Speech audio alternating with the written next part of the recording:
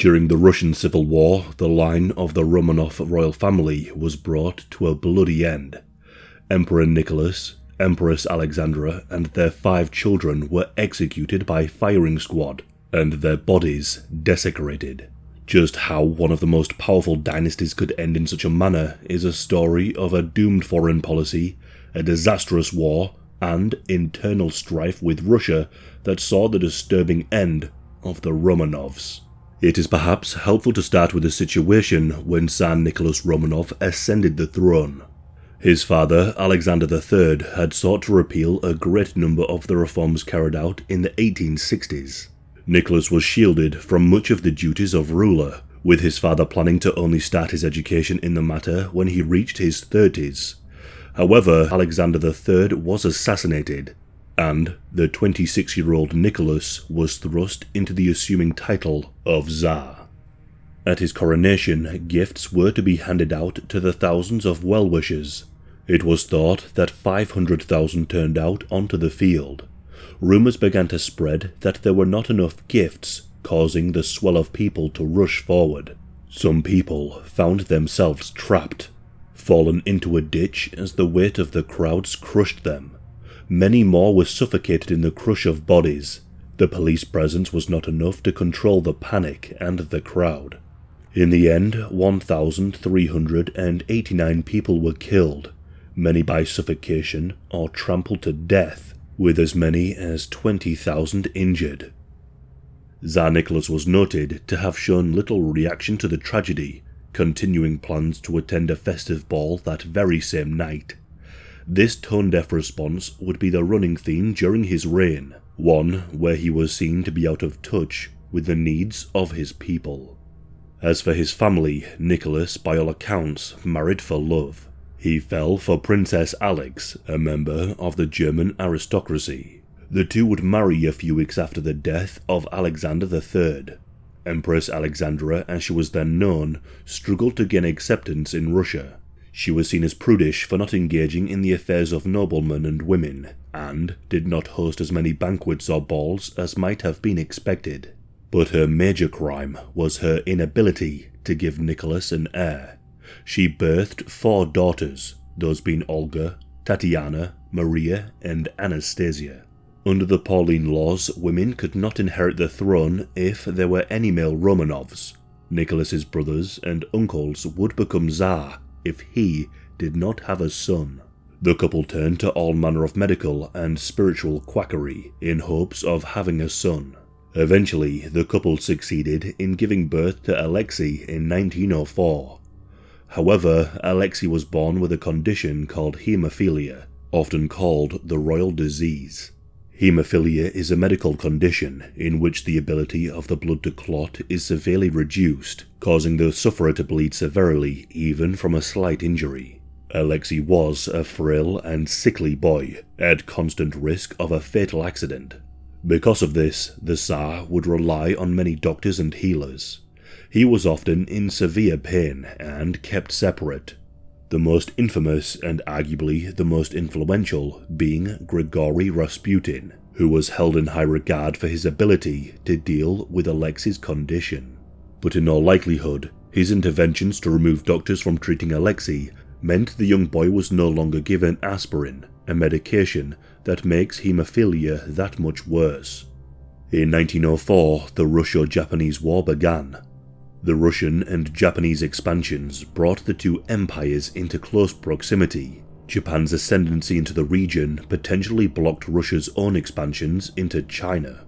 Japan's modern navy launched a surprise attack against the Russians, crippling much of the Russian navy and blockading the port. On land, Japan won a number of early victories, but once the modern Japanese navy had defeated the aged Baltic fleet at the Battle of Tsushima, defeat for Tsar Nicholas was all but assured. The war had grown immensely unpopular, culminating in the Revolution of 1905. For the emergent working class of Russia, former serfs and low-skilled peasants, there was a growing discontent. Russian Orthodox priest Georgy Gapon sought to better promote rights for workers, and agitated for all manner of reform. In January of 1905, in solidarity with a number of strikes in St. Petersburg, he organized a petition which obtained 150,000 signatures. It called for an end to the Russo-Japanese War, universal suffrage, and better rights for workers. There was to be a march to the Royal Winter Palace to deliver this petition to the Tsar. Instead, the thousands of protesters were met with some 10,000 armed soldiers. When these soldiers opened fire, around 200 peaceful protesters were killed. Although Tsar Nicholas did not give any orders, and he was not even present at the palace, he was blamed for what became known as Bloody Sunday. This was the spark that started the 1905 revolution, with hundreds of thousands of workers going on strike. This unrest at home played a major role in the end of the Russo-Japanese War, a major upset for what ought to have been a major power against the small nation of Japan. But perhaps the most defining, most crucial event was Russia's entry into the First World War. The close ties between the Russian and Serbian throne meant that when Archduke Ferdinand of Austria was assassinated by a Bosnian Serb, Russia was to defend Serbia. The web of European alliances and treaties escalated to a full-blown world war. Although Nicholas wanted to limit the involvement of the Austro-Hungary's closest ally Germany, he was not prepared to abandon Serbia. The massive Russian army was mobilized and reserves were called in, a total of over 4.5 million men. What was called the Russian steamroller, feared for its size, proved ineffective. Russian industry was unable to produce enough weapons, artillery, and basic supplies like boots to properly equip the soldiers. Early attacks against German forces resulted in the destruction of 2 Russian armies. The war in the Eastern Front descended into a war of attrition. In 1915, Tsar Nicholas took over command of the Russian forces, despite all advice to the contrary and his lack of military experience. Nicholas's intervention did nothing but cause more problems for the failing armed forces. He left Alexandra to run the empire. This was not enough to turn the tide of the war, whilst Alexandra hired and fired many ministers. It is thought that many of the appointments were done on the advice of Rasputin, believed to hold far too much power within the Russian court. By 1916, some 1.7 million Russian soldiers were dead. Refugees fled German-occupied Russia, whilst food shortages led to a growing discontent. Nicholas refused to allow any constitutional changes that might have improved the situation. When Rasputin was assassinated in December of 1916 and the nobles responsible faced no sanction, it was clear that the Tsar had lost all authority. By the start of 1917, strikes and protests saw thousands of workers take to the streets. The Russian military shot into the protesters, leading to many soldiers mutinying and joining the rebellion.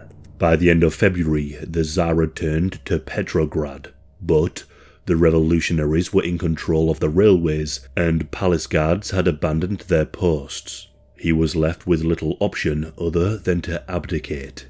A provisional government was established, which saw the socialist revolutionaries vying for a form of power sharing with the Russian elites. Nicholas wanted to enter into exile, fleeing Russia for Britain and the company of his cousin, King George. However, Nicholas was refused asylum. Few other European countries were open to hosting the Romanovs, fearing the anti-monarchy sentiments that were prevalent at the time. By March of 1917, it was decided that the family would be kept under house arrest. Whilst their freedom was limited, the family enjoyed the comforts of palace life, albeit under armed guard. The former royal family were moved around to various places, as the war still saw German and Austro-Hungarian advances. Eventually, the family were sent to Siberia. Again, they lived in relative comfort in the governor's mansion, though their freedoms would slowly be limited. In October of 1917, the October Revolution occurred. It saw the communist Bolshevik uprising and the overthrow of the provisional government. The Romanov family remained in captivity, their expenses and serving staff slowly withdrawn. Eventually, the family was sent to Yekaterinburg. The family's last home would be Ipatiev House, a 2-story merchant home. They were kept under strict guard whilst the Bolshevik communist leadership decided what would be the family's fate. However, nearby counter-revolutionary forces of the Czechoslovak Legion neared the region. The guards feared that the royal family could be freed and become figureheads for those fighting to depose the communist Bolshevik government. It was instead decided the family were to be executed. In the early hours, the family were torn from their beds and forced down to the basement of the Ipatiev house. So too were the family's remaining servants who had chosen to remain, including the family doctor, a maid, a footman, and a chef. 10 communist and Bolshevik filed into the room, with the leader announcing it had been decided that the family were to be executed. Nicholas's reaction was one of shock, simply asking, "What?" The executioners opened fire with handguns. Nicholas was killed immediately, shot 3 times in the chest. Alexandra was shot in the head, killing her instantly. As for the children, some of the men struggled to carry out their orders. When they did fire on the younger royals, the bullets seemed to ricochet.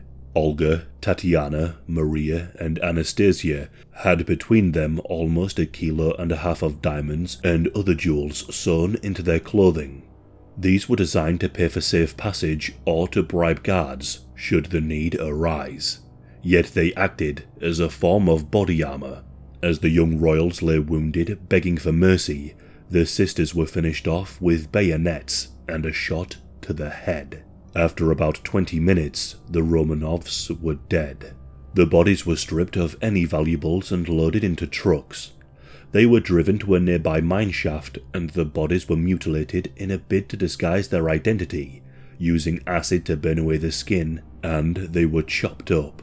The bodies were buried within the mine shaft in shallow graves, with explosives used to try and collapse the mine. This, however, proved ineffective, and the bodies were dug up and buried elsewhere. The remains of Maria and Alexei were burned again and buried together, whilst the remaining members were reburied a close distance away in a mass grave separately. It was feared that the bones of the Romanovs could be used as religious totems for the counter-revolutionary forces to unite against, hence the many attempts to hide and dispose of the bodies.